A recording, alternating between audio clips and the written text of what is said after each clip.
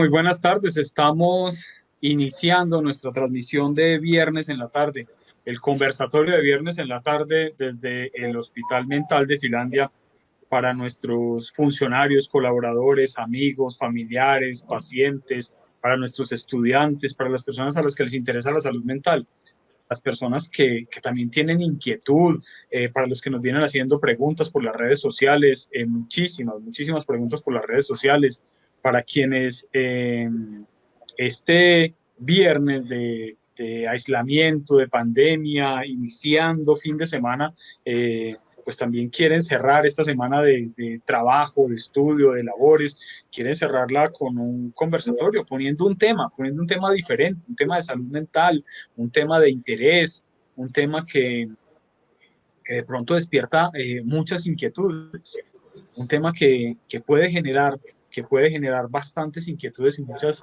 susceptibilidades también. Vamos esta noche, entonces, esta noche, a hablar de parafilia, de trastornos sexuales. Vamos a hablar de un mundo complejo, de un mundo bastante complejo porque tiene que ver con la sexualidad humana, tiene que ver con la psique, con lo profundo del alma humana, de los deseos, de los conflictos también, un mundo que tiene que ver con, obviamente, con la patología, con las dificultades a veces de muchos seres humanos que las afrontan día a día, eh, con su propia naturaleza, con su lucha interna, con lo que tienen y con lo que no tienen.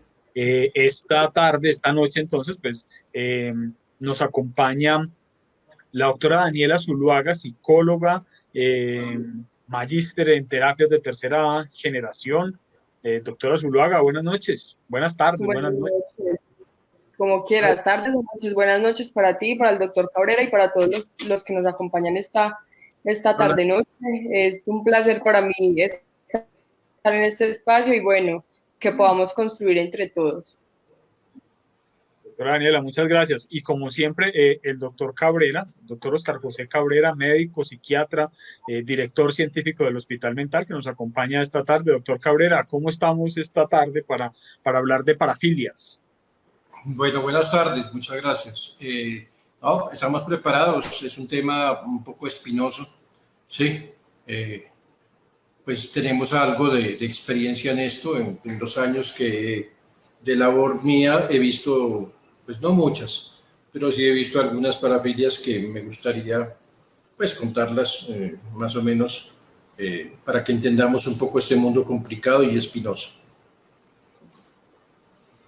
Bueno, pues tenemos mucho de qué hablar, muchísimo de qué hablar y también muchas personas interesadas nos estuvieron preguntando esta semana cuando empezamos a sacar la publicidad, cuando empezamos a compartirlo por redes, pues se suscitaron de una vez preguntas, inquietudes, pues es un tema que llama la atención, es un tema que llama la atención, entre otras cosas, por todo lo que viene pasando con, digamos que con esta era moderna, esta era posmoderna, tan digitalizada, donde estamos tan llenos de información, donde estamos con la información a flor de piel digamos que por todos los dispositivos, donde tenemos un bombardeo también grandísimo de imágenes, de videos, en ocasiones de información falsa.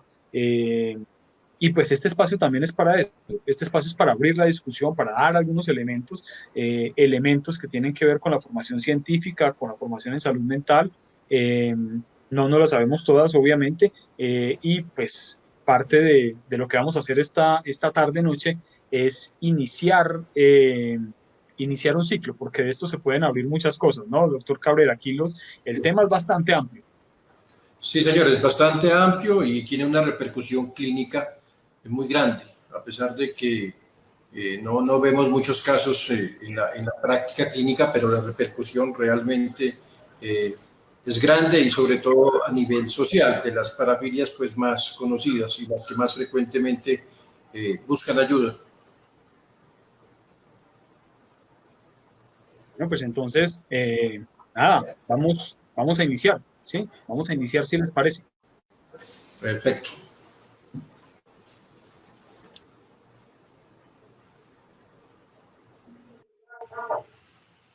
Eh, Doctora Daniela, tenemos sinónimos, ¿cierto? En la cultura popular tenemos sinónimos en las diferentes acepciones, en el lenguaje y demás. Tenemos algunos sinónimos y algunos conceptos que son afines, ¿sí? Porque nos habla un poco de esto. Bueno, pues cuando nosotros adoptamos el término de parafilia, antes de adoptar ese término de parafilia, esas conductas sexuales desadaptativas recibieron muchos nombres, ¿cierto? Y por los cuales todavía nosotros escuchamos muchos de ellos como perversiones sexuales. Sin embargo, es considerado ese término de perversiones sexuales que cataloga o estigmatiza a la población, digamos, que presenta este tipo de conductas desadaptativas. Entonces, no es un término, digamos, que se considere apropiado para abordar estas conductas. Posteriormente también se habla de desviaciones sexuales. Sin embargo, en los primeros momentos que se habló sobre desviaciones sexuales fue desde el entorno religioso y era para determinar cuándo las conductas sexuales no estaban enfocadas específicamente a la reproducción. Entonces, y pues en la vida matrimonial, cuando estas conductas no eran catalogadas desde ese ámbito, pues determinadas como desviaciones sexuales.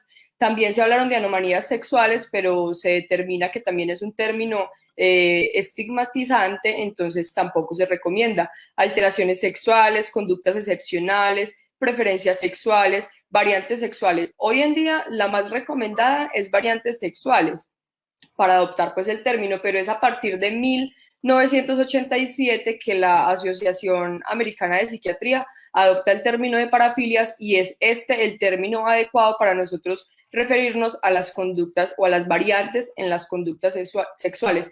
Es importante tener claro esto porque digamos que nosotros en la cultura popular solemos utilizar vocabularios inadecuados y de escucharlos tan frecuentemente en la calle, los normalizamos cuando finalmente no son los adecuados. Que de hecho es fundamental para abordar todo el tema en desarrollo en este momento. Bueno, el término parafilia pues tiene unos orígenes, tiene una etimología. La filia viene de filos, que es el amor, amistad, la afición, el gusto, el amor por algo. Si lo habláramos en un término diferente, como cinéfilo, por ejemplo, es una persona que es amante del cine. Y es junto a, ¿sí? Entonces, ese filos o ese filen que es amar y ese junto a, digamos que podría considerarse desde un punto de vista etimológico como el amor paralelo a las formas convencionales, un amor mucho más intenso. Algunos autores pues decían que lo convencional es lo menos convencional. Si vemos autores como Foucault en la historia de la sexualidad, pues encontraremos todo ese desarrollo filosófico que hay alrededor de lo prohibido, de lo no, de lo normativo, de lo convencional o de lo no convencional. Para iniciar esto, yo les quiero contar una historia que está en la Biblia, que es la de Susana y los viejos. Esta, esta historia a mí me llama mucho la atención porque fue retratada, digamos que en la pintura clásica, por los grandes pintores clásicos, ¿sí? Por Tiziano, eh, muchos pintores italianos, después muchos pintores renacentistas, y es un pasaje muy, muy breve de la Biblia. En el libro de Daniel se dice que la historia original está en una versión griega de la Biblia, y habla sobre Susana. Susana es una muy bella mujer, esposa de Joaquín, un rico, influyente judío. Ellos están en el exilio en Babilonia, el pueblo de Israel está en el exilio de Babilonia, y ella es vista desnuda por dos ancianos o dos personas mayores, que ellos han sido nombrados jueces y tienen digamos que un gran poder, tienen una gran influencia sobre el pueblo judío, y estos dos adultos mayores, o estas dos personas mayores, estos dos viejos, como lo narra la Biblia, la sorprenden y ellos hacen un acuerdo para abusar de ella. Hacen un acuerdo para abusar de ella. Eh, la presionan, intentan convencerla de que se les entregue sexualmente, ella los enfrenta, ¿sí? Y le responde. En el libro de Daniel dice, sé que si hiciere esto, muerte es para mí, y que si no lo hago, no escaparé de vuestras manos. Más bello, sin embargo, para mí caer en vuestras manos, no habiéndolo hecho esto, que pecar ante el rostro del Señor.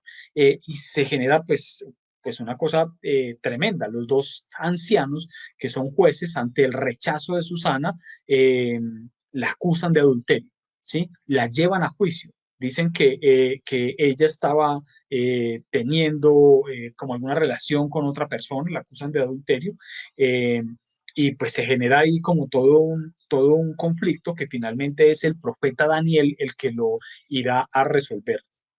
Eh, Sobre esta historia bíblica se han tejido muchas historias paralelas en el arte, en la literatura. Sobre esta historia bíblica se han tejido también pues innumerables retratos, cuadros, unas obras maestras increíbles, y se habla de varias parafilias aquí. Se habla de si hay exhibicionismo o no por parte de Susana, si hay voyeurismo o no por parte de los dos adultos mayores, y digamos que eso es como nuestro abrebocas para lo que vamos a hablar acá. Doctor Cabrera, ¿usted había escuchado la historia de Susana en la Biblia o no? No, realmente no, no la conocía, me parece muy interesante, pero ahí están muchos de los elementos que estamos hablando hoy en el programa. Sí, muchos elementos, pero realmente las parafilias y los trastornos sexuales pues están definidos tanto en el CIE como en el DSM. Doctor Cabrera, contémosle a nuestros oyentes, a las personas que nos están siguiendo, que están viendo este video, eh, pues en qué consiste cada uno de esos dos documentos, que para la psiquiatría y para la salud mental son como las dos Biblias, pero contémosles brevemente qué es el CIE y qué es el DSM. Bueno, el CIE, como su nombre lo indica, es la Clasificación Internacional de Enfermedades. Esta es una clasificación que nos ayuda a los médicos y a la parte médica en todo el mundo a hablar el mismo idioma. Entonces, si yo hablo de un F141, que es un trastorno de ansiedad, con esa misma sigla en Europa conocen, a pesar de que tenga otro nombre, pero con la sigla, entendemos que es el mismo diagnóstico. Esa es una clasificación europea, ya lleva muchos años, en este momento ya acabamos de pasar del CIE 9, que es como un compendio completo, acabamos de pasar al CIE 10. En Colombia aún no ha sido adoptado el CIE 10, estamos esperando que se adopte, que tiene algunas variaciones, han entrado una cantidad de enfermedades nuevas. Ese es el CIE. Y de hecho hay debates sobre el 11 ya. Pues yo he podido ver varias conferencias y leer varios artículos sobre qué va a quedar incluido ya en el 11. Es como la versión de los teléfonos, pues, ¿sí? Que se va actualizando y hay debates académicos sobre qué va a quedar en la próxima versión o no. Lo mismo pasa con el DSM. Sí, porque eso pues cada año se va actualizando, cada año van apareciendo enfermedades que no teníamos. Caso específico, por ejemplo, la fibromialgia, es una enfermedad que ha aparecido en los últimos 5 años, una enfermedad que hace 15 años nadie sabía que existía. Entonces, obviamente esos son muy dinámicos y pues obviamente cada 4 años más o menos se hace la revisión completa y se cambia de numeral. Por su parte, el DSM-4, que es el manual de diagnósticos de la parte norteamericana, es como la respuesta a la psiquiatría europea. Entonces, este lo utilizamos nosotros más para fines de investigación. Sabemos pues que en Estados Unidos es donde mayor se financia es donde mayor se financia la ciencia, digámoslo así. Entonces, ellos hicieron su propio manual diagnóstico de enfermedades. Es muy curioso, por ejemplo, lo traigo a colación por lo que estamos hablando ahorita, que hasta el DSM-2, eso es más o menos de 1964, en el DSM-2 aparecía la homosexualidad como una enfermedad mental. Sí, ahorita que estábamos hablando pues de desviaciones sexuales y cosas con la sexualidad. Entonces, hasta ese año, los psiquiatras de todo el mundo consideraban que el homosexualismo era una enfermedad. ¿Sí? Afortunadamente, pues hubo un movimiento grande de incluso de psiquiatras homosexuales en Estados Unidos y en todas partes, pues sobre todo específicamente en Estados Unidos, para quitar la homosexualidad dentro de las patologías mentales y dejarla, pues obviamente, con el rango que hoy se tiene de una variante normal de la sexualidad. Entonces, Bueno, es muy... tendremos la, Sí, señor. perdón, tendremos la oportunidad de dedicarle, yo creo que muy buen tiempo a esa discrepancia que a veces hay entre la patología y entre la ley, porque en algunos países desafortunadamente todavía la homosexualidad es un delito. Por lo que pasa en Rusia o lo que pasa en algunos países árabes, que todavía la homosexualidad es un delito, pero vamos a entrar en eso, yo creo que más adelante en otro programa porque es tema de un debate bastante amplio, sí, bastante amplio y bastante álgido. La doctora Daniela había revisado aquí los códigos y esa diferencia entre el CIE-10 y el DSM para el caso concreto de las parafilias. ¿Qué nos va a contar ahí, doctora Zuluaga?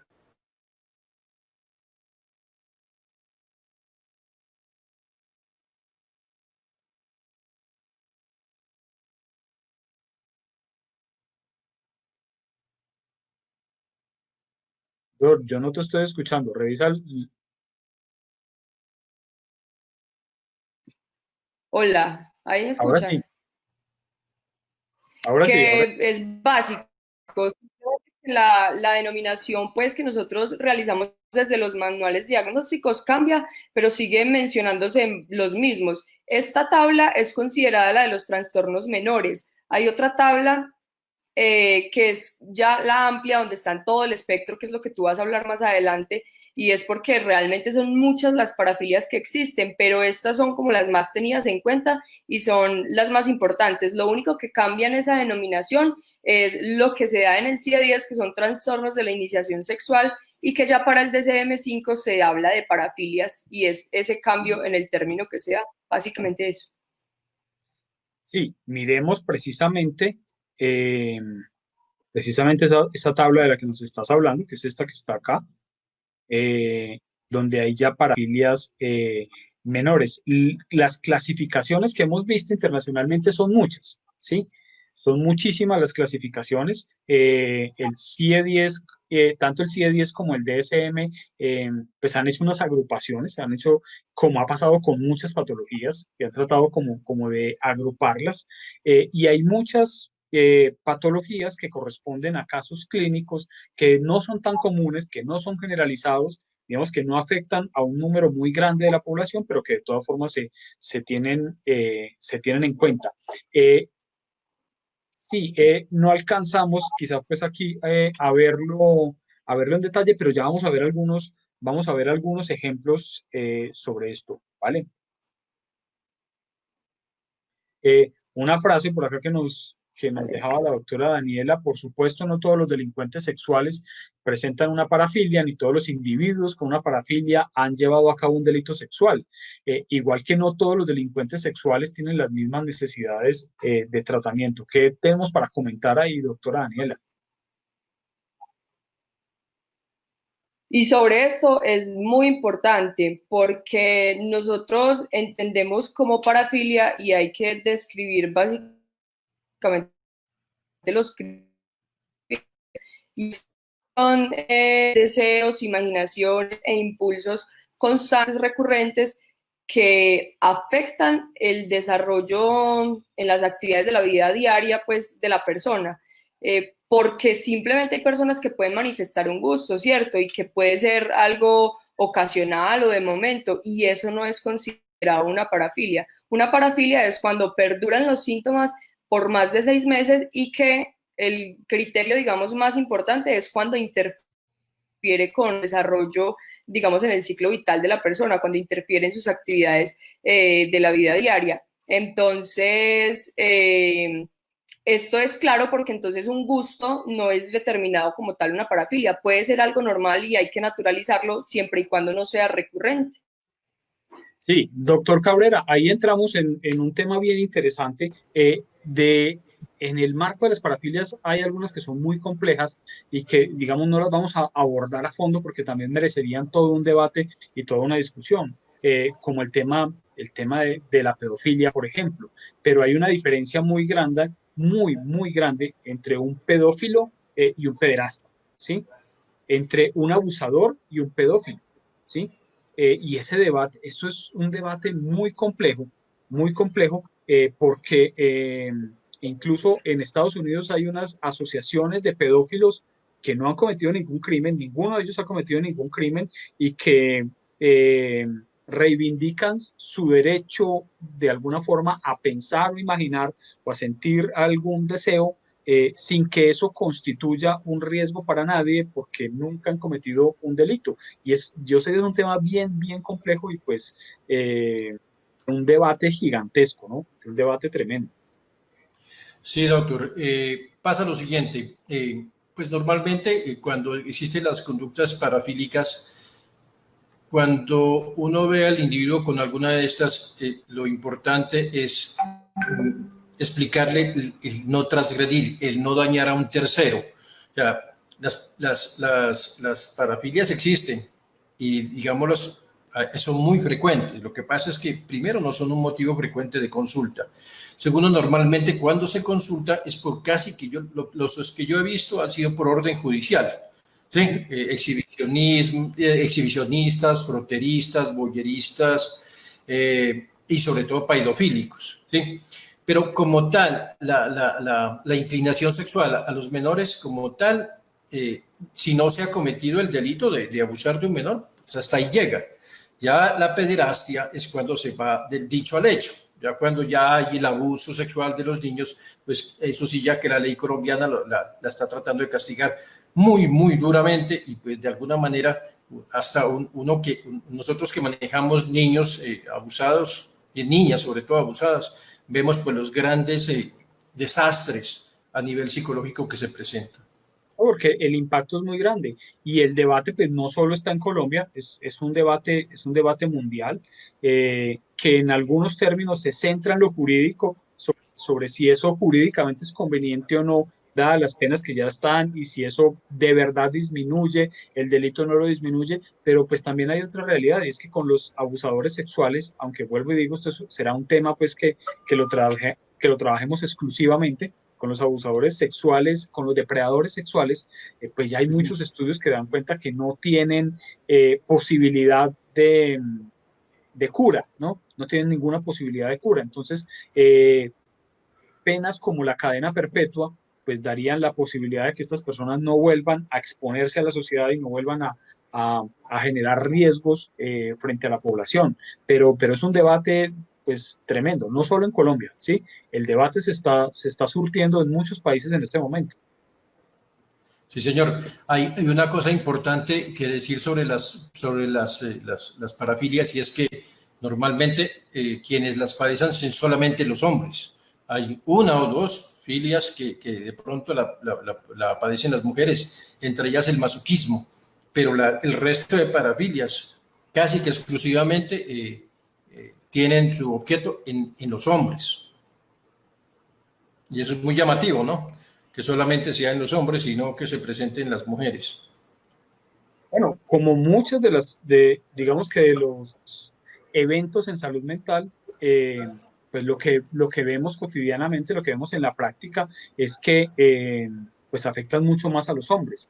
En términos de salud mental, no sé si el término sea correcto, la fragilidad o la mayor, bueno, la incidencia y la prevalencia se ve es marcadamente en los hombres mucho más que en las mujeres. Miremoslo desde cualquier indicador que lo miremos, ¿sí? Desde si hablamos del tema de adicciones o si hablamos del tema de psicosis o de esquizofrenia o en este caso de parafilias, ¿no? Se ve muy marcado en los hombres. Las mujeres tienen una salud mental realmente mucho más sana y mucho más estable que la de los hombres. Y hay muchísimos estudios que lo comprueban. La agresión sexual, la Organización Mundial de la Salud la define como todo acto sexual, la tentativa de consumar un acto sexual, los comentarios o insinuaciones sexuales no deseados, o las actuaciones para comercializar o utilizar de cualquier la sexualidad de una persona mediante coacción por otra persona, independientemente de la relación que se tenga con la víctima en cualquier ámbito. Es un tema bien complejo, es un tema digamos que atendemos en la consulta cotidianamente, es un tema sumamente doloroso y también es un desafío muy grande, es un desafío supremamente grande para todos los profesionales de la salud. Pero con lo que usted estaba afirmando, doctor Cabrera, y con lo que la doctora Daniela también estaba diciendo, hay que hacer claridad con algo, apartándonos un poco del tema de agresiones sexuales y demás. Una parafilia o un trastorno, en este caso, dicen los especialistas en los temas de parafilias, que se llega a configurar únicamente con el comportamiento. Es decir, tener ideas no significa tener un trastorno. Tener una idea de algo que se le pase por la cabeza, eso no significa que está mal o que tenga un trastorno. Incluso llegar a comentarlo, llegar a hablarlo, pues no significa que tenga un trastorno. Pero cuando ya eso se ve manifestado en la conducta, pues digamos que ya estamos pasando a otro nivel. Y todo esto pues tiene mucho que ver, muchísimo que ver con la educación sexual.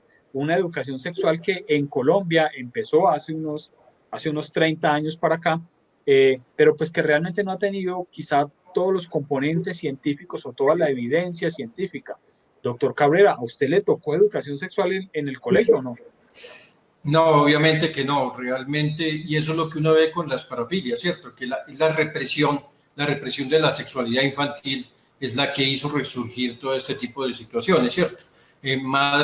Sobre todo madres muy punitivas, muy avergonzadas por la parte sexual, que hacían cosas pues con los niños, ¿no? Que los reprimían severamente, incluso con castigos físicos, algo así como, pues nosotros nos criamos con el concepto de que el sexo era sucio, por ejemplo, ¿sí? Entonces de ahí, pues una cantidad de parafilias que se pueden desarrollar posteriormente a esto, ¿no? Hacer como el análisis de que el sexo es sucio y tiene que ver mucho con las heces, y hay una filia que tiene que ver con esto.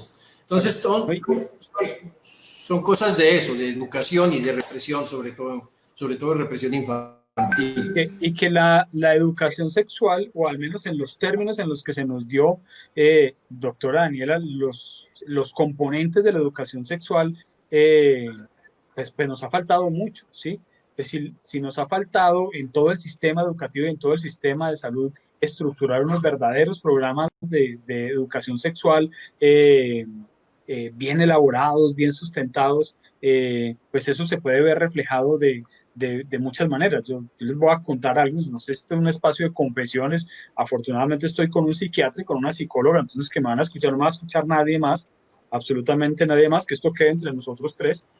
Cuando estaba yo en sexto de bachillerato, empezó el auge de la educación sexual en Colombia. Yo estaba en un colegio público y pues había una psicoorientadora, que no era más que un profesor que le dieron el rol de psicoorientador y que pues en esos momentos pues hacía lo que mejor podía.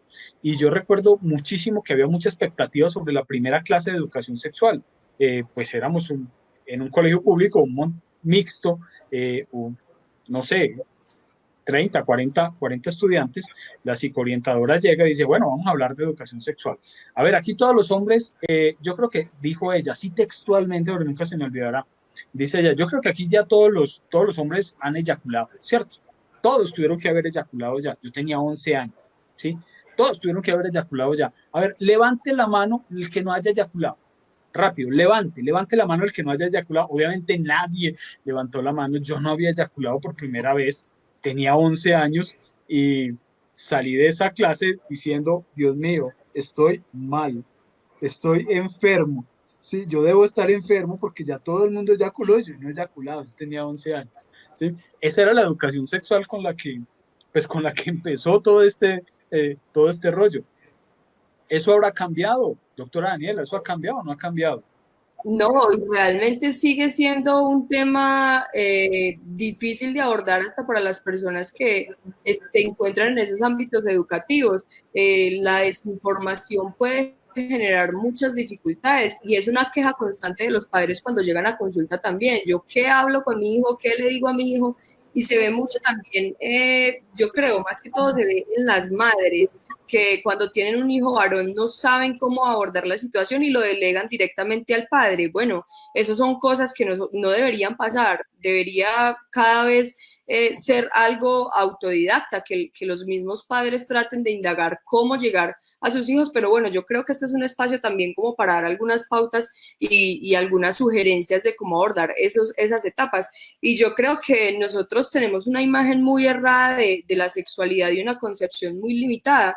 Y finalmente eso es lo que hace que nosotros traslademos a nuestros hijos esos miedos y es lo que hace que en ese momento de autoexploración que se encuentran en las etapas de la preadolescencia y de la adolescencia, se sientan tan castigados y tan castrados por las conductas coercivas de los padres que finalmente terminan ellos teniendo esas desviaciones en la autoexploración y que en condicionamiento clásico desde la psicología se da cuando se aparea un estímulo determinado, en este caso sexual, con el placer. Eso no, una parafilia no se forma de un día para otro, realmente tienen que ser muchos los encuentros de la persona con su filia para que se pueda desarrollar, así que es algo que se puede trabajar y que es muy importante trabajar, como dice el doctor Cabrera, en la etapa de la infancia, que es donde se empiezan a gestar como esos primeros pasos y que no se determina sino después de la etapa de la preadolescencia hasta la adultez temprana. Y relacionado con lo que tú mencionabas ahora, hay estadísticas que mencionan que es más frecuente, digamos, las parafilias o las desviaciones sexuales en los hombres.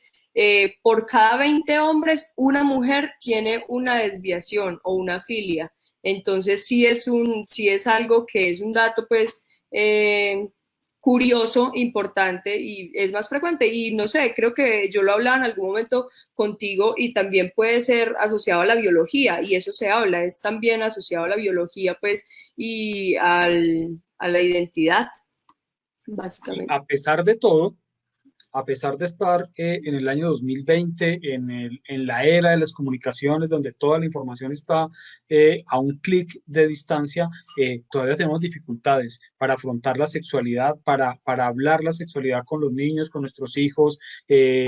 Para afrontarla de forma natural, como un proceso biológico, como un proceso de transformación del cuerpo, como algo que hace parte de la vida cotidiana y todavía nos cuesta. Todavía nos cuesta porque venimos arrastrando, digamos que unos prejuicios, unos lastres también complejos de aceptación de nosotros mismos, de nuestra sexualidad, de nuestro cuerpo, pues de la naturaleza humana. Pero como estamos es hablando de parafilias, vamos a entrar en materia. No todo es no todo es parafilia, obviamente, ¿sí?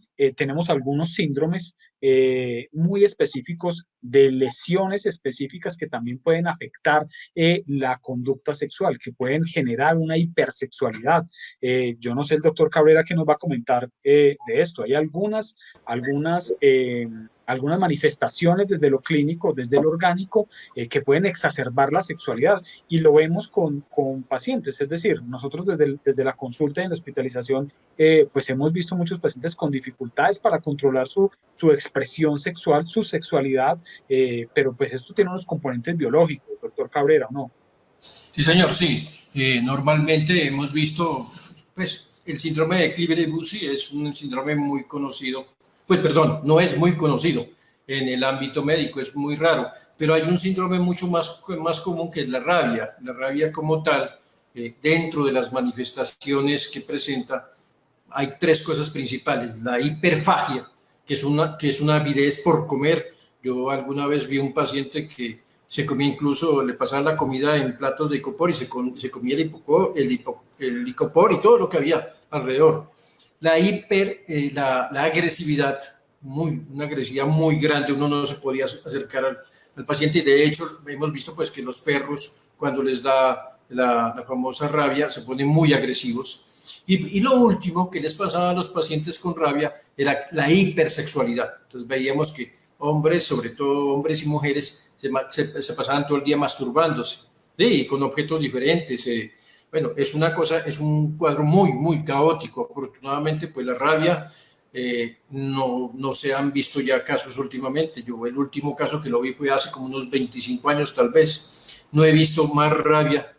Nosotros éramos una zona endémica en el área del Pacífico de rabia, pero ya no la vemos. Pero una de las características de la rabia era precisamente eso, porque se perdía el control frontal. Entonces todo lo límbico predominaba, y lo límbico es todo lo instintual. Entonces el instinto de reproducirse, pero obviamente en un grado máximo, ¿no?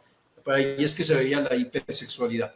Este síndrome de Kluver-Bucy se caracteriza porque hay un daño a nivel de la amígdala, y eso hace que los pacientes tengan también una hipersexualidad, pero pues ya es una hipersexualidad más de tipo agresivo que pues una filia como tal. Bueno, vemos también en algunos pacientes con déficit cognitivo que Claro. su control de impulsos es difícil, y que también, pues, digamos que tienen dificultades en sus manifestaciones o en sus expresiones sexuales, ¿sí? Es muy común verlo, ¿cierto? Claro, y no, y de hecho a mí me ha tocado varias veces asistir a juicios, ¿sí? En la fiscalía, donde me ha tocado pues, defender personas con retardo mental adultos que han tenido pues, acciones sexuales con menores de edad. Pues primero, pues los he defendido porque obviamente pues una mente de un paciente con un retardo mental pues no es la de un hombre normal, y además pues por la impulsividad que estamos hablando en este caso. Pero obviamente sí, la mayoría de las cosas, los traumas cronoencefálicos y sobre todo los traumas que comprometen el área frontal, que es el área de control, son los que producen este tipo de explosividad sexual. Alguna vez vi por ahí un paciente de la policía que había tenido un accidente en una moto, en una persecución, y él tenía una filia después de un tiempo, pues, o sea, salió de la policía por las secuelas neurológicas, neuropsiquiátricas que tuvo después del trauma craneoencefálico severo, y él desarrolló una filia un poco extraña. Él vivía con la mamá, y él frecuentemente salía, sobre todo a los basureros de las casas, buscando toallas higiénicas usadas, ¿sí? Y las guardaba en un maletín, y me decía la mamá que era aterrador la habitación de él porque la tenía llena, completamente llena de toallas higiénicas usadas. Imagínense el olor, y él frecuentemente con esas toallas higiénicas pues se masturbaba. Entonces, miren todo lo que puede pasar cuando se pierde ese control frontal. Bueno, esa es una de las parafilias sobre las que vamos a hablar brevemente, pero pues entrando en materia, algunas de las cosas más, digamos que más conocidas dentro de este mundo de las parafilias, pues están relacionadas con el sadomasoquismo o el BDSM. El BDSM es un término creado para abarcar una serie de prácticas, casi que un estilo de vida. Se conjuga, es la conjugación de ciertas palabras, del bondage, que es la práctica de amarrar a la otra persona, de la disciplina, de la dominación, de la sumisión, del sadismo y del masoquismo. Todo esto, aquí estamos hablando de prácticas consensuadas, estamos hablando de prácticas entre adultos donde la excitación sexual está relacionada precisamente con esos factores de dominación, de disciplina, de sumisión, de sadismo o de masoquismo. El sadismo, pues muchos de nuestros clínicos lo saben. La palabra sadismo viene del Marqués de Sade. El Marqués de Sade es un personaje que en el marco de la Revolución Francesa escribe una serie de libros que desatan una polémica gigantesca. Eh, Básicamente, pues 4 libros, Justine y Juliette, eh, Filosofía del Tocador y los 120 días de Sodoma. Para los que alguna vez en la universidad o algo tuvimos la oportunidad de leer el Marqués de Sade, pues los que saben es una cosa pues tremenda. ¿Cómo será de impactante?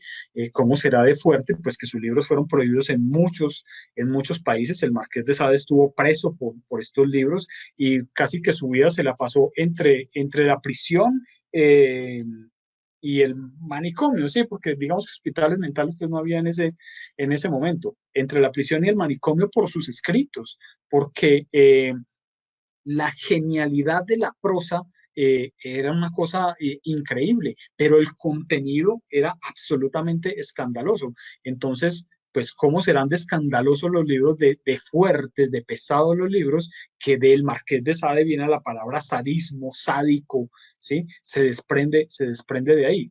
El, Hace muchísimos años, el primer libro que yo pude leer de Sade fue el de Justin, se llama también Los infortunios de la virtud, que cuenta la historia de una joven que quiere ser virtuosa y que por azares de la vida cae en las más terribles vejaciones y demás, pero que todo esto él lo escribe por justificar la virtud, por cómo la virtud florece en medio de la degeneración, algo así. Es un poco sarcástico, también un poco irónico al final los libros de Sade. Es tremendo, es impactante. Los 120 días en Sodoma, por ejemplo, es un libro que tuvo una adaptación al cine italiano por Pier Paolo Pasolini y generó una película que es la película más impactante de la que se tenga registro. ¿Sí? Una película supremamente impactante, pero supremamente impactante. A tal punto, yo recuerdo que estando en Bogotá, pues la película pues, es considerada una película de culto y solo había una copia en Colombia y la tenía el Cineclub El Muro en Bogotá y anunciaron la última presentación hace unos años atrás. Dijeron, esta es la última vez que la vamos a presentar, la última vez, y salimos de la presentación y la vamos a quemar, ¿sí? Porque tan terrible es la película, tan impactante es la película que la vamos a quemar. Y eso fue, digamos que toda una noticia cultural, pues sí, cultural. La última presentación de la única cinta del único rollo pues cinematográfico que había de Salos, que se llama la película Salo, o las 120 días, las 120 jornadas en Sodoma, inspirado, basado en el libro del Marqués de Sade. Efectivamente le hicieron, quemaron la película y después aparecieron un par de copias, no se sabe de dónde, y bueno, pues la historia continúa. No es una película pues recomendable porque las imágenes son demasiado impactantes. Entonces de Sade, del Marqués de Sade y de sus libros, el Marqués de Sade que estuvo en la toma de la Bastilla en plena Revolución Francesa, pues viene la expresión sadismo, sádico, eh, y es una cosa impactante. Y masoquismo, el masoquismo también tiene su origen en la literatura, en un libro tremendo que se llama La Venus de las Pieles, que lo escribe von Sacher-Masoch, Leopold von Sacher-Masoch, un austriaco. Y este libro pues cuenta la historia de un hombre que se ve sometido a una serie de vejaciones por parte de una mujer y cómo él disfruta eso, encuentra placer, encuentra disfrute en eso. Entonces de este libro específicamente, de La Venus de las Pieles, es que viene, y de este autor, de von Masoch, de Sacher von Masoch, viene la palabra masoquismo. Parafilias extrañas, hay muchísimas parafilias extrañas, muchas de ellas vienen de casos clínicos registrados, no son tan frecuentes, no llegan a consulta todo el tiempo. Yo sé que el doctor Cabrera le ha tocado escuchar algunos casos tremendos, yo he visto algunos menos impactantes en mi consulta, pero también he escuchado algunas cosas impactantes y bueno, doctor Cabrera, aunque los casos no son muchos, pues cuando uno se encuentra con uno de esos sí es impactante, ¿no? Sí, sí, sobre todo uno como clínico es muy complicado tener un ser humano al frente llorando porque tiene una gran atracción por los niños y no sabe qué hacer. Esos son los pedofílicos que no han pasado a pederastas. Eso he tenido algunos y pues obviamente eso no tiene cura. Entonces yo les digo pues que se tienen que la parte sobre todo de la ley, que es la que, pues obviamente por toda esta connotación que tiene, ¿cierto? De la parte moral y de las costumbres, bueno. Pero sí es muy impactante ver a las personas sufriendo por eso. He visto personas voyeristas. Claro, que el que yo vi no estaba como muy arrepentido. Lo mandó fue un juez, le dijo que tenía que hacer tratamiento conmigo. Pues yo terminé escuchándolo, porque qué más podía hacer. Y le mandé, me acuerdo que yo le mandé un poco de fluoxetina, pero no porque estuviera deprimido, sino porque quería utilizar el efecto adverso de la fluoxetina que baja la libido y de alguna manera, mire que él salió, estuvo bien, pero pues no sé dónde estará porque ya se me perdió la consulta. Entonces posiblemente esté ejerciendo su voyerismo. A él le gustaba normalmente irse a los colegios y esperar la salida de las niñas, irse desnudo con un abrigo y abrir el abrigo cuando las niñas salían y salía corriendo.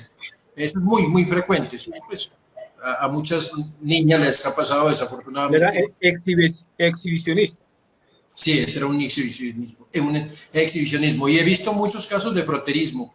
Eso sí es lo más frecuente y ustedes se han dado cuenta pues de que en el Transmilenio a cada momentico bajan personas fronteristas. Eso sí es una práctica ya muy frecuente, sobre todo en esas áreas urbanas donde el transporte es masivo, ¿sí? Entonces eso permite pues que las mujeres estén en una situación de indefensión y lleguen estas personas pues a hacer sus prácticas sexuales desviadas. Entonces el ¿No? fronterismo Y en es este que es momento tremendo, es que es es tremendo porque una situación, ese hacinamiento, los que hemos sido usuarios frecuentes del Transmilenio en Bogotá, ese hacinamiento es una cosa impresionante. En una hora pico no hay un milímetro pues de hacia dónde moverse, ¿sí?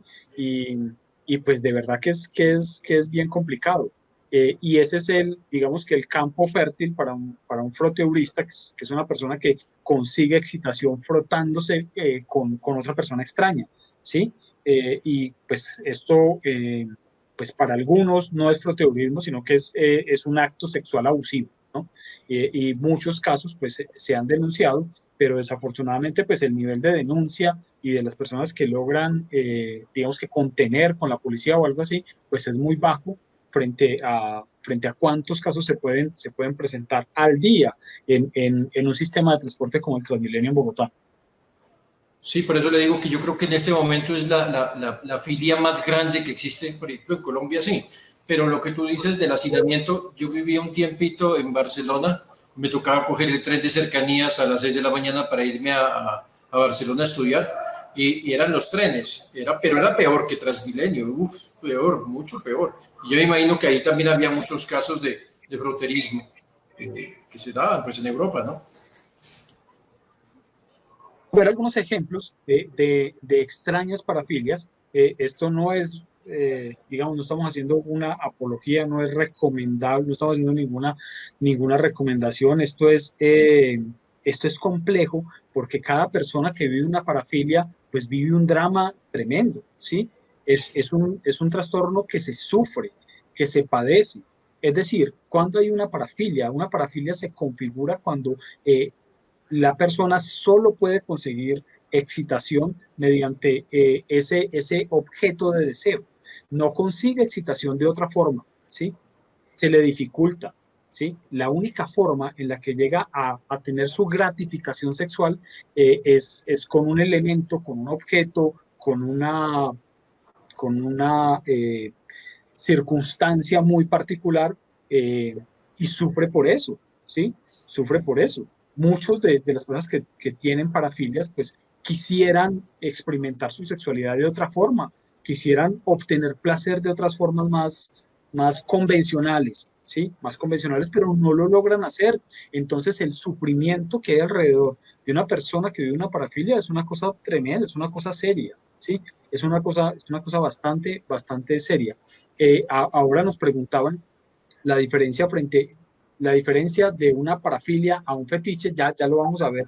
Le vamos a preguntar también al doctor Cabrera y a la doctora Daniela esa diferencia, porque ahí puede haber gustos, puede haber afinidades, puede haber otra cosa distinta, pero una parafilia es un trastorno que, que digamos que la persona lleva, sufre, padece, y con la cual probablemente tenga que vivir el resto de su vida, ¿sí? Aunque también vamos a hablar un poco de los tratamientos y de las alternativas que hay. Pero, doctor Cabral, le voy a poner algunos ejemplos que yo sé que usted conoce algunos. Vamos a ver algunos ejemplos de parafilias. Una de las de las que usted estaba hablando, que es la coprofagia, ¿sí? Que es cuando la persona solo consigue excitación cuando su pareja, pues con las heces o con los orines de su pareja, ¿sí? Eh, y pues bueno, es tremendo. Dentro de las parafilias es una, digamos que una de las que aparecen con frecuencia, ¿sí? Distinto a la coprografía, que es una excitación dibujando, haciendo dibujos obscenos en lugares públicos, como en los baños. Muchos de nosotros que hemos tenido que estar en baños públicos, yo creo que la mayoría o todos los hemos tenido que estar en un baño público de un centro comercial o de un aeropuerto, de un terminal de transportes, pues hemos visto los dibujos obscenos pues esto en algunos estudios de caso clínico, pues se considera una parafilia. Son personas que disfrutan, que tienen su estimulación sexual haciendo dibujos obscenos en lugares públicos. Son dibujos para que los demás lo vean, ¿no? Para que los demás lo vean, pero que estas personas disfrutan bastante haciéndolo. No todas las personas que hacen un dibujo obsceno en un baño, pues tienen una parafilia, pero sí algunos de ellos sí tienen configurada una parafilia. Esta que es un poco extraña, la abasiofilia, son personas que se consiguen su gratificación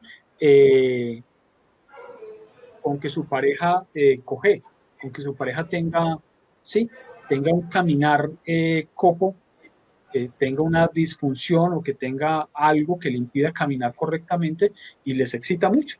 Les excita sobremanera que su pareja específicamente pues no camine bien, ¿sí? Que no camine bien.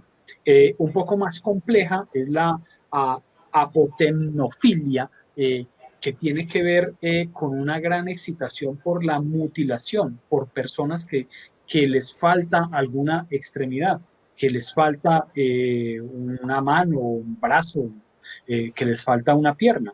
Y sobre eso, pues hace unos años salió una película súper impactante que se llamó Crash, Extraños Placeres, que hablaba del surgimiento de una nueva parafilia, de un grupo de personas que ocasionaban intencionalmente accidentes de tráfico, accidentes de tránsito, porque se excitaban con las heridas y las consecuencias de esos accidentes de tránsito, que sería una clase parecida de apotemnofilia. La consuerofilia, alcancé a ver un par de pacientes con algunas manifestaciones o con algunos rasgos de esto que consiste en una gran excitación, en un gran placer, ¿no? Con coserse con aguja e hilo diferentes partes del cuerpo y hacerse diseños con aguja e hilo en diferentes partes del cuerpo. De pronto un poco relacionado con la práctica del cutting, ¿no? Y con algunos pacientes con altos niveles de ansiedad. La dacrifilia, que es bastante, digamos que bastante triste porque son personas que consiguen su excitación viendo llorar a su pareja, ¿sí? Con las lágrimas de su pareja los gratifica sexualmente y solo consiguen esa gratificación por medio de ver a su pareja llorando. Es una parafilia bastante, pues bastante triste, ¿no? La dismorfofilia, que es la atracción hacia las personas deformes. Y esta dismorfofilia, aunque ya no se ve, vea que es bien curioso que en la antigüedad eh, en Europa especialmente, aunque aquí también lo tuvimos en Latinoamérica, y en Estados Unidos estaban los famosos shows de fenómenos y muchísimas personas pagaban por ir a ver personas deformes. Incluso en Europa, en algunos asilos que tenían personas que tenían dificultades con su morfología, terminaban cobrando a las personajes de la alta sociedad europea que les complacía ir a ver personas sí, con alteraciones en su morfología. Pero aquí pues hablamos, aunque eso también se dio en Latinoamérica, eh, afortunadamente ya no se da. Afortunadamente eso es una práctica caduca, aunque no eliminada pues al 100%, es una práctica ya que se vino a menos. Las personas que tienen esta parafilia pues sí experimentan gratificación sexual únicamente con personas que tienen alguna deformidad en su cuerpo. Esta que es muy compleja, que es la formicofilia, que es la excitación sexual, la gratificación sexual sintiendo insectos encima, sintiendo insectos en los genitales, por ejemplo. Eh, es relativamente común la utilización de caracoles o de babosas, por ejemplo, sobre los genitales, pero con muchos otros insectos, con gusanos, con cucarachas, se da. Y pues imagínense lo impactante que puede ser encontrarse usted con una persona que consiga su gratificación sexual de esta manera. La flatofilia, no voy a entrar en detalles en esta, flato, que viene de flatulencia, pues no vamos a entrar en detalles pues en esta, pero existe y está registrada como caso clínico en muchas ocasiones. La hemotigolacnia, que es de la que nos estaba hablando el doctor Cabrera en uno de los casos, que significa pues que hay una persona que consigue su gratificación sexual con la sangre de la menstruación de las mujeres recogida ya bien sea en las toallas higiénicas o en los tampones, ¿sí? Doctor Cabrera, cuéntenos un poco más sobre este caso que usted le tocó atender y que es bien particular, ¿no? Sí, pero bueno, pero yo quiero hacer la claridad de que este paciente no tenía como tal la parafilia. La desarrolló después de que tuvo el trauma craneoencefálico. Seguramente que tenía algunas inclinaciones de tipo sexual un poco desviadas y lo que hizo el trauma craneoencefálico severo fue como lo que hace las demencias, ¿sí? Que impresionan los rasgos premórbidos de personalidad. Seguramente el sujeto sí tenía algunas cosas y lo que hizo el trauma es sacarlas y magnificarlas. Pero pues sí, realmente nosotros lo vimos en el hospital mental, estuvo hospitalizado y la mamá aprovechó que el paciente estuvo hospitalizado para sacar. Me decía que era impresionante porque no dejaba que nadie entrara a la habitación. Y lo que encontraba una cantidad impresionante de toallas higiénicas usadas de muchos años, porque no había dejado entrar. Encontró también esta ropa interior también. Quién sabe dónde la recogía. Él alguna vez me comentó de que él se iba por detrás de las casas, normalmente cuelga la ropa y buscaba la ropa interior femenina que estuviera colgada y se la robaba. Sí, con eso también conseguía algo de excitación sexual. Tuve otro caso también, ya no de la policía, sino de un soldado del ejército, ¿sí? Tenía un mando y él le pasó, pero fue un encuentro como muy casual con su filia, porque él estaba, eso fue hace muchos años, tal vez por ahí unos 25 años, cuando la guerrilla pues estaba en su máximo apogeo. Él me contaba que estuvo con la tropa por allá por el Caquetá, hubo un combate guerrillero, un combate con la guerrilla, y a uno de los hombres que estaba con él le pegaron un tiro. Y él, en el momento en que vio cómo empezaba a salir la sangre, se excitó, sintió una gran excitación viendo salir la sangre. Entonces que él rápidamente le dijo a la tropa que se fueran, que él se quedaba porque ya era un cadáver, ¿sí? Era un cadáver porque le pegaron varios tiros al soldado. Y le dijo a la tropa que se perdiera, que él se quedaba cuidando el cadáver, que fueran a traer pues refuerzos. Y mientras la gente fue a eso, él empezó a masturbarse viendo salir sangre del cadáver. Pero también es una filia pues un poco extraña, ¿cierto? Los compañeros se dieron cuenta de esa perversión que él tenía, porque esa es una perversión como tal. Entonces ahí lo sacaron del monte, lo mandaron, me acuerdo, para Bogotá, y en Bogotá él ya pues estaba muy angustiado porque, porque estuvo en varios combates y siempre aprovechaba, como mataban un guerrillero, también hacía exactamente lo mismo, le hacía perder a la tropa y se quedaba con el cadáver, lo veía salir sangre y eso era lo que lo excitaba. En Bogotá, ya estuvo en Bogotá, entonces él cogía a los perros, ¿sí? Y sobre todo perras, y las cortaba para verlas sangrar y con eso se masturbaba. Eh, Estuvo un tiempo hospitalizado, en esa época yo estaba haciendo mi práctica en la Clínica La Paz de Bogotá y lo tuvimos bastante tiempo ya, como unos 6 meses, en una perversión como tal. Pero también son ya estructuras muy psicóticas, ¿no? Es la del policía, pues con una psicosis orgánica, y esta con una cosa psicótica funcional que lo llevaba a tener ese tipo de aberraciones sexuales. Tenemos tenemos otros ejemplos, ¿sí? La hemetofilia, que tiene que ver con el vómito, ¿sí? La nosolagnia, ¿sí? Que es bien curiosa, eh, porque son personas que consiguen una gran excitación sabiendo que su pareja está experimentando una enfermedad terminal, que está a punto de morirse, que está en etapa terminal, ¿sí?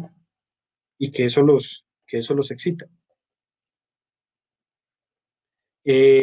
La agalmatofilia, ¿sí? Que digamos que en la literatura antigua estaba relacionada con una excitación alrededor de las estatuas, ¿sí? De las estatuas de bronce, muchas de ellas que causaron un gran impacto, como la Venus de Milo, o toda esta todo este desarrollo en el arte griego, por ejemplo, y después en el arte romano, y que hoy de pronto se ve de otra forma, ¿sí? Se ve con los nuevos juguetes sexuales, con las muñecas sexuales, con las nuevos real dolls, y este mundo tan, digamos que tan extremo que se está viendo de unas figuras hiperrealistas, y de personas que prefieren pasar su vida, compartir su vida que- con una muñeca artificial o con un muñeco artificial y no con otra persona. Bueno, la cronofilia, eh, que en algunos, digamos que en alguna pequeña parte de la literatura estaba considerada como la gerontofilia, que era esa atracción por las personas mayores, eh, muy discutida, ¿sí? Muy discutida, pues como por otros convencionalismos sociales y por otros, de pronto, intereses o digamos que por otras cosas, muy discutida, pero que está relacionada en casos clínicos, y uno que es bien complejo, que es el cross fetish, que tiene que ver con el placer de aplastar animales, ¿sí? Que pueden ir desde insectos, de pequeños insectos, hasta animales es ya un poco más grandes o diferentes pues, a los insectos, que esta es bien compleja. Entonces, doctora Daniela, digamos que el espectro que tenemos de parafilias puede ser muchísimo. Estos son solo algunos ejemplos de algunas extrañas parafilias, pero ese espectro puede ser muy grande. Y pues nos estaban preguntando, ¿cierto? Por los orígenes, por la etiología de esto, de dónde viene o no, ¿sí? Dónde se configura, si esto aquí tenemos la pregunta, ¿verdad? ¿Las personas que padecen parafilia nacen con estos trastornos o es necesariamente consecuencia de la crianza? ¿Qué nos puede usted decir, doctora Zuluaga? Bueno, pues a medida que yo vaya dando la presentación que tengo preparada, pues también voy a abordar ese tema, ¿cierto? Las personas no nacen con una parafilia, pero sí hay algunos factores en el ambiente que pueden influir como en esta distorsión que se empieza a crear. respondiendo básicamente como a eso, pero más adelante vamos a encontrar los factores de riesgo que se pueden dar en los sistemas que componen al ser humano, tanto en el contexto familiar, social, ahorita más adelante lo vemos. Entonces, frente a, dime. No, que hay también, vamos a ver algo de posibilidades de tratamiento, de alternativas de intervención, ¿cierto? Claro, y aquí entonces vemos algunas. Digamos que los métodos clásicos, y como el nombre pues está explícito, se encuentran los tratamientos basados en el condicionamiento clásico. Inicialmente nosotros conocimos métodos aversivos que se dieron, por ejemplo, las descargas eléctricas. Antes era este tratamiento el empleado con las personas que tenían alguna desviación o alguna parafilia. Entonces, en el momento en el que el consultante empezaba a imaginar o se le presentaba una imaginación para que empezara como a recordar y a generar esta situación de parafilia, se le daba la descarga eléctrica. Entonces se asocia ese método aversivo con la parafilia para disminuir ese vínculo que se crea y que da el estímulo de placer. Sin embargo, bueno, también existen otros métodos aversivos como presentar estímulos olfativos aversivos y también en el gusto. Estos, digamos que son los que actualmente se utilizan porque los métodos aversivos los métodos aversivos con descargas eléctricas pues quedaron obsoletos. Entonces lo que se hace es imaginería con el paciente y en el momento en el que el consultante está generando el acto parafílico en su memoria, entonces se le presenta el estímulo aversivo, ya sea olfativo o de gusto. Sin embargo, no se data pues estadísticamente la efectividad de los mismos. El condicionamiento operante, digamos que tiene algunas técnicas que son también están en evaluación y son las técnicas de masturbación, y es presentar al consultante un estímulo, digamos, que no sea parafílico y que se masturbe en ese momento hasta que llegue, digamos, al momento del placer, del clímax. Y luego se le pide que durante 15 minutos se masturbe constantemente como un estímulo aversivo también. También se debe hacer adiestramiento en empatía y es generar que el paciente identifique el tipo de víctima y que empiece a describir cuál podría ser una situación en la que podría abordar a la víctima. Posteriormente, se le trata de generar el contexto de cómo eso puede afectar a la víctima, como para generar empatía, y finalmente tratar de hacer un juego de roles y de intercambiar la víctima y que el agresor trate de evidenciar esas consecuencias en sí mismo. Y el entrenamiento en habilidades sociales, porque son personas que gracias a su aislamiento social, a sus limitadas habilidades sociales, se crean pues como un mundo de fantasía que después, empujado por la necesidad sexual, lo que ocasiona es que incurra a actos que no son mediados, sino impulsivos. Otras, y son las técnicas cognitivas, y acá ponemos un ejemplo, es que ellos tratan de justificar constantemente sus acciones. Entonces, a la atribución de culpabilidad, ella se lo buscaba porque estaba vestida como iba. Entonces es tratar de empezar a identificar esas distorsiones cognitivas y empezar a hacer la reestructuración cognitiva. No la toqué, luego no le he hecho ningún daño a la persona que es, por ejemplo, voyeurista. Si mi mujer me diese lo que necesito, no tendría que buscarlo en la calle. Entonces es tratar de identificar eso y empezar a abordarlo desde la terapia cognitivo-conductual. También existen los tratamientos farmacológicos y se hacen los tratamientos en conjunto.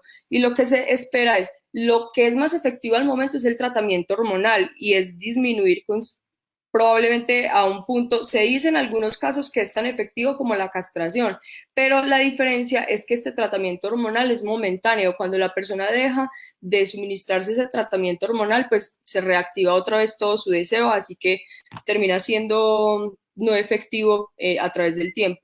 Y también el tratamiento con medicamentos, como lo dijo el doctor Cabrera, con fluoxetina, que son los inhibidores selectivos de la recaptación sináptica.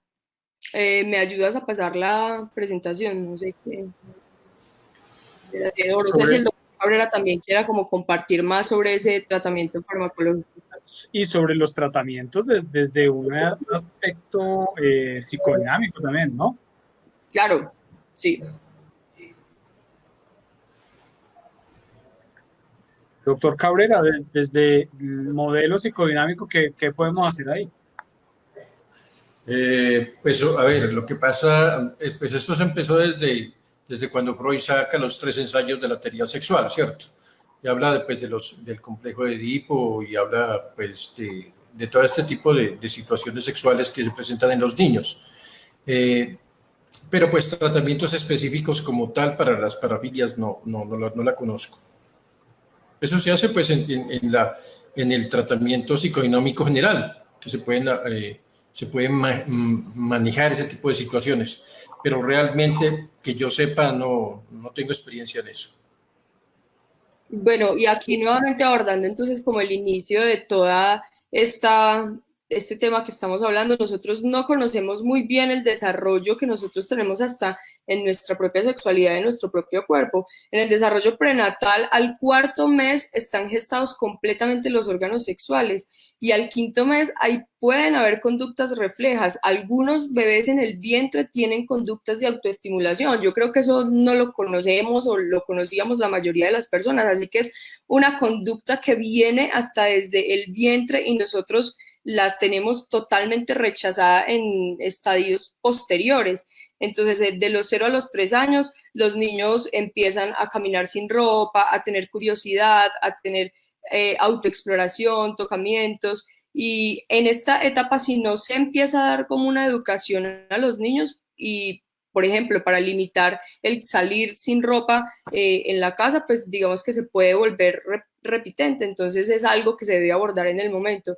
De los 3 a los 5 años empiezan a surgir preguntas como de dónde vienen los bebés, empiezan a pedir claridad sobre por qué sí debo mostrar mis partes íntimas y por qué no, y si empiezan toda esta parte de juegos exploratorios, de preguntarle a la otra niña qué tienes tú y qué tengo yo y por qué son diferentes. De los 5 a los 8 años empieza, si no se realiza una buena educación, a utilizar palabras que no son apropiadas para las partes genitales, como lo es vagina y pene. Entonces empiezan la cucaracha o el pito o el pipí, que son palabras que no son adecuadas y que se deben hablar con los términos que son. Y empiezan los niños a regirse ya como por las normas sociales y más de seguir como las conductas morales, lo que dicta la sociedad que está de acorde. Y en estos de los 5 a los 8 años, muchos papás son preocupados por qué mi niño se toca, por qué tan raro. Y es normal o es natural que en esta edad empiece a surgir la autoestimulación y ya nombrarse como masturbación. Pero es específicamente de los 9 a los 12 años cuando aumenta la necesidad de privacidad e independencia, cuando empiezan a preguntarse sobre cambios corporales, que crece el vello púbico, que los senos empiezan a tener un tamaño más grande y ya, digamos, estas conductas autoestimulantes no son solamente una exploración o un juego, sino que ya se empiezan a interesar por relaciones románticas maduras, por decirlo de alguna manera, y la masturbación se presenta más frecuente y ya acompañada de pensamientos y sueños. Entonces, en las noches también, digamos que es algo, o sea, nosotros debemos empezar a trabajar eso con los chicos porque para ellos también es extraño, para ellos es nuevo que tengan erecciones mientras duerme y que también amanezcan con flujos en sus partes íntimas y esto es algo natural del cuerpo, así que empezarlo a hablar les va a dar también a ellos apertura para hacer preguntas, para indagar y que ellos mismos no empiecen a buscar las respuestas por otros lados, sino que en conjunto se empiecen a trabajar. Ya a los 12 a los 18 años empieza y se incrementa la respuesta sexual, la orientación sexual, empieza a haber interés sobre material erótico y lo empiezan a utilizar también para el proceso de masturbación y para la autoestimulación.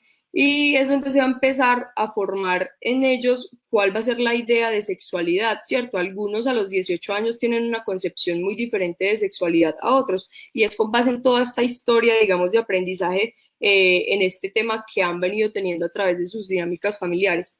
Y se pueden presentar las conductas, empezar a presentar las conductas de iniciación parafílica o conductas que se consideran desadaptativas, tanto porque en las familias hay de pronto personas muy inquisidoras y agresivas, entonces el niño también adopta, digamos, conductas que son impulsivas, y allí es donde empieza de pronto a haber dificultades en el establecimiento de límites, tanto sociales o moralmente aceptadas como interpersonales. Entonces son niños que no miden hasta cuándo le puede hacer daño a la otra chica. Y también sean desde otro polo, o sea, no solo los chicos que son impulsivos y agresivos pueden tener tendencia a manifestar estas conductas, no, también los chicos que son totalmente inhibidos, que tienen conductas de aislamiento, que sienten mucha vergüenza y que se sienten limitados completamente para abordar este tipo de conversaciones, se limitan en la exploración y en la autoexploración, y por eso es que pueden tener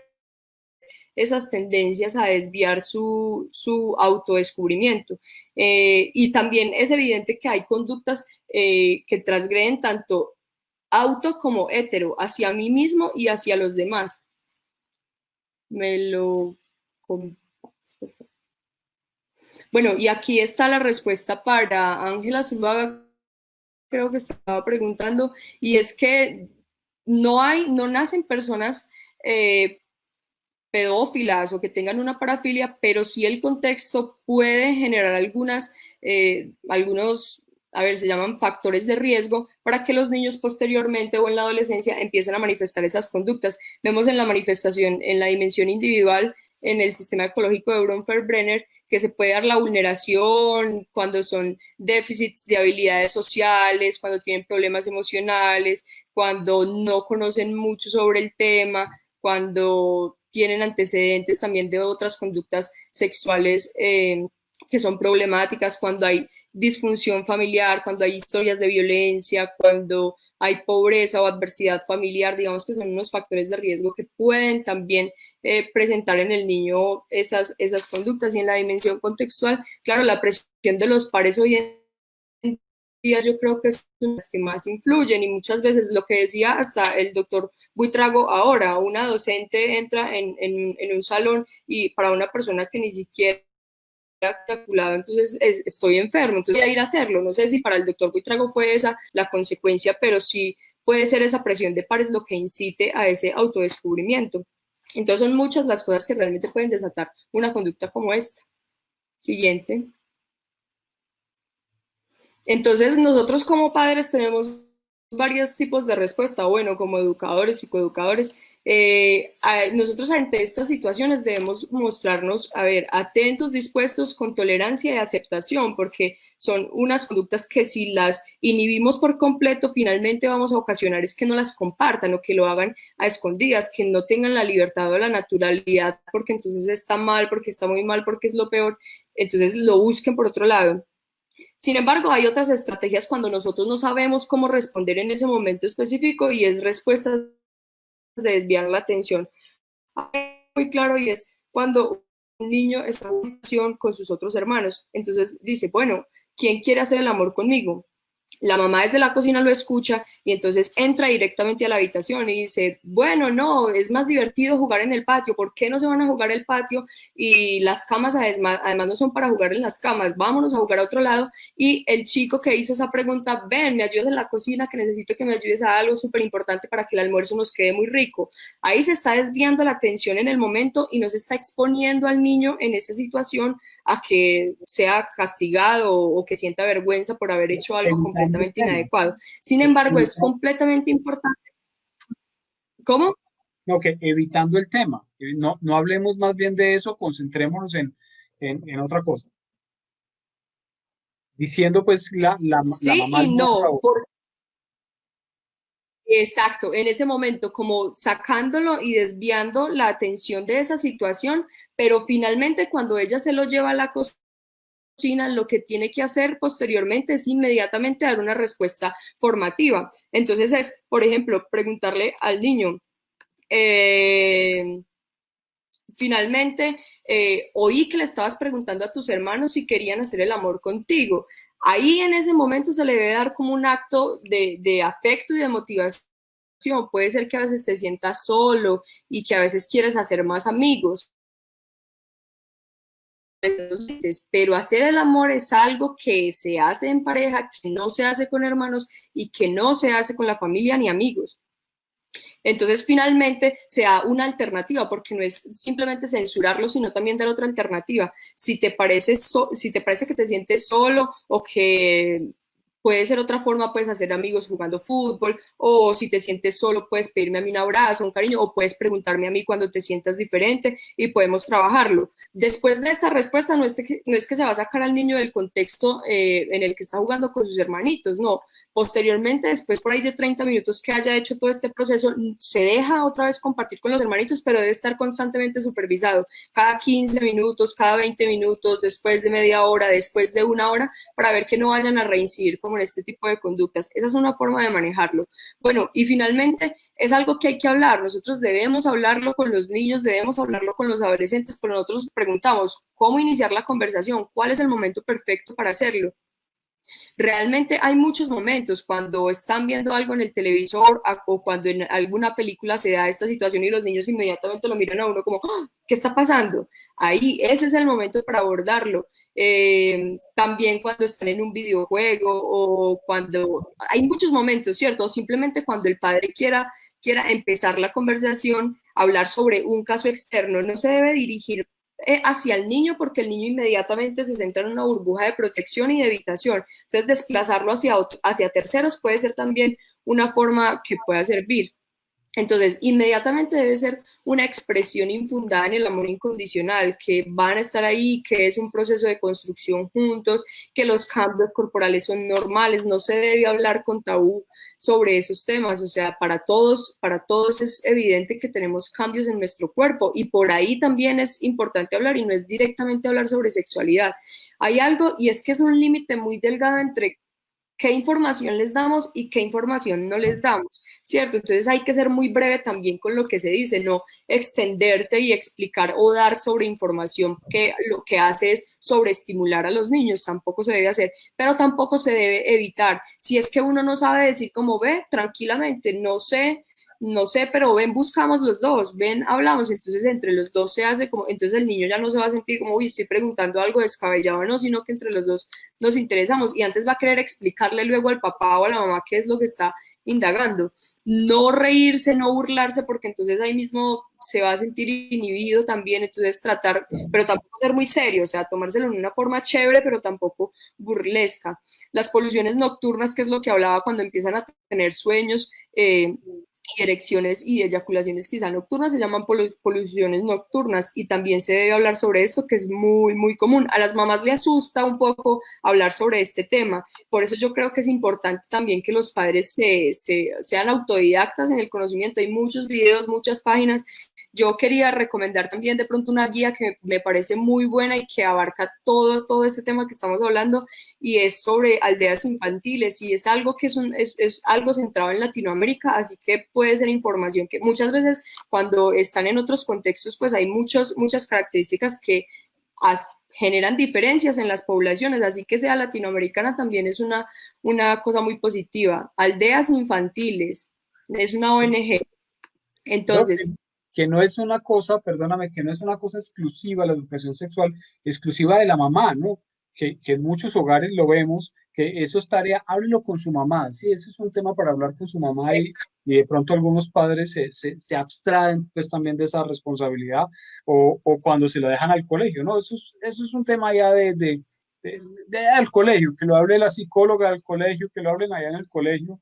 Sí, aquí no tocamos esos temas, es una responsabilidad de todos, ¿no? claro, y lo que tú dices, no solamente la mamá o el papá, y también en la educación que nosotros damos, si es niño, entonces hablarle solo del niño y el desarrollo del niño. Bueno, ¿y por qué no explicarle de la niña? Después una niña sale con una toalla higiénica y ¿qué es eso? O sea, ¿y qué es eso? ¿Y cómo así que cada mes les llega la menstruación? O sea, es hablar también de ambos sexos y eso también les da seguridad posteriormente en su desarrollo, pues como de la sexualidad.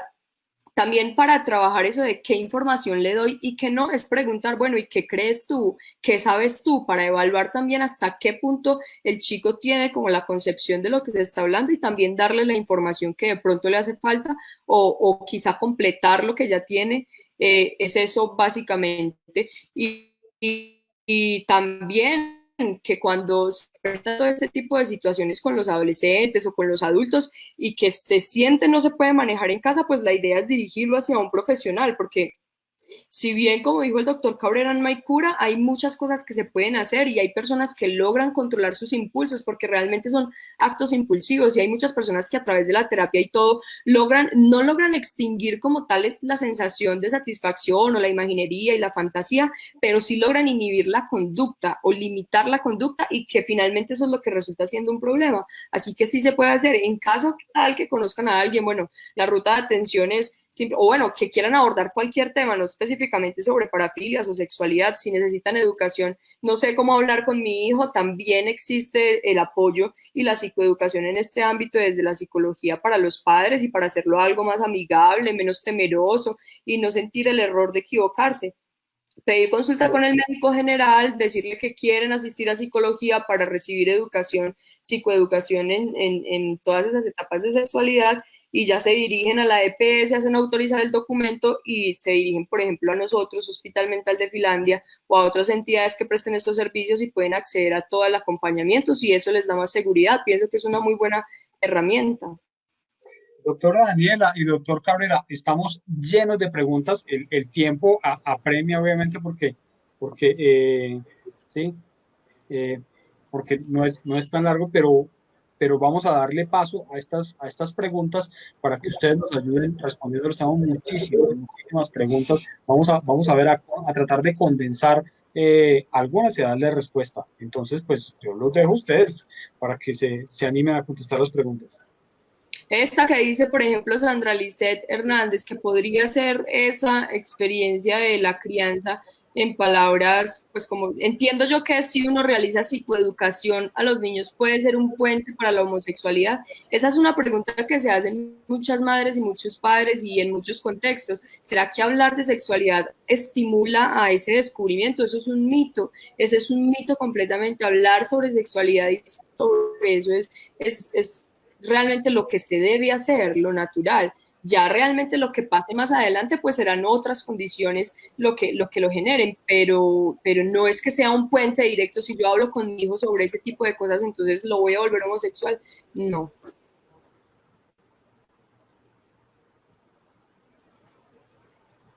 Pero no sé si alguno ahí quiera compartir eso.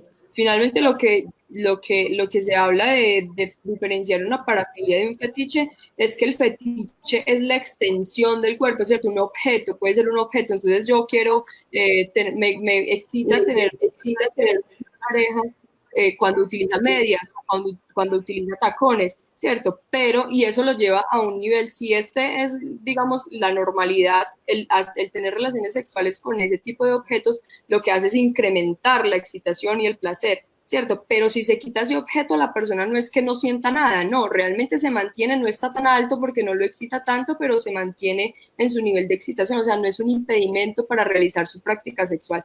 Cuando ya es una parafilia es porque la persona no encuentra, como decía el doctor Buitrago, no encuentra un nivel de satisfacción y de excitación si no tiene esta afinidad o esta filia, ¿cierto? Entonces no puede excitarse de ninguna manera si no lo tiene. En cambio, en el fetiche, pues si lo tiene, le sube la satisfacción, pero si no lo tiene, no es problema. Puede continuar con su relación sexual. Doctor Cabrera,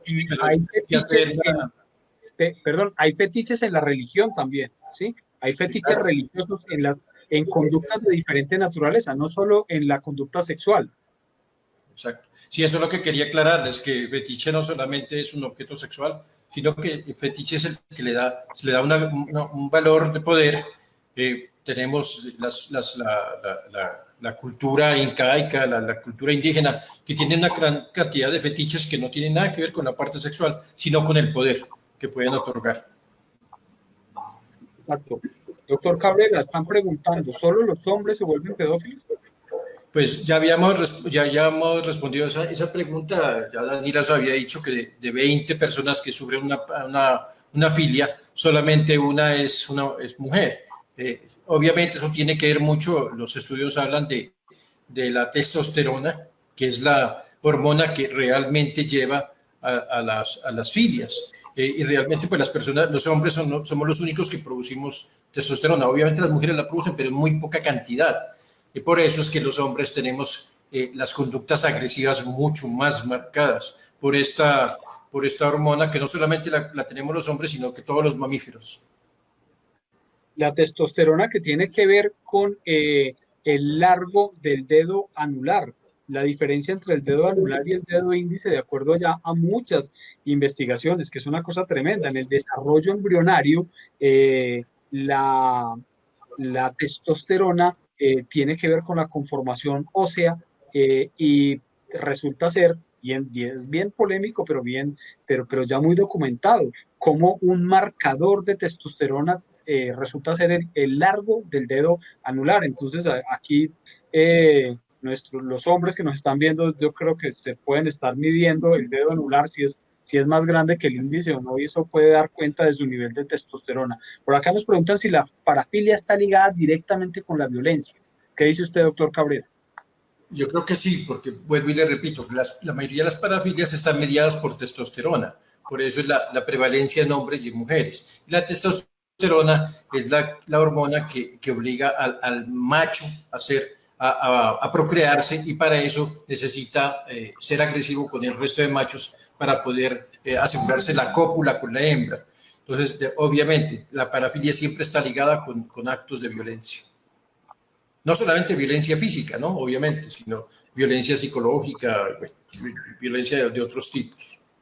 Que también tiene que ver con el poder, con la territorialidad, con la posesión, bueno, y con lo que habíamos hablado de los otros elementos, ¿no? Con la dominación, con la sumisión, y todo esto está muy ligado a esa esencia masculina, pues, pero esa esencia de macho más bien, porque no solo se ve en los hombres, digamos que conductas desviadas a nivel sexual, como agresiones sexuales y demás, pues se ve también en otras especies como los chimpancés. Por aquí también nos están preguntando cómo se le puede explicar, doctora Daniela, cómo se le puede explicar a un niño, a una niña entre los 6 y los 9 años que siente placer al estimularse con un juguete. ¿Cómo se puede abordar esa situación?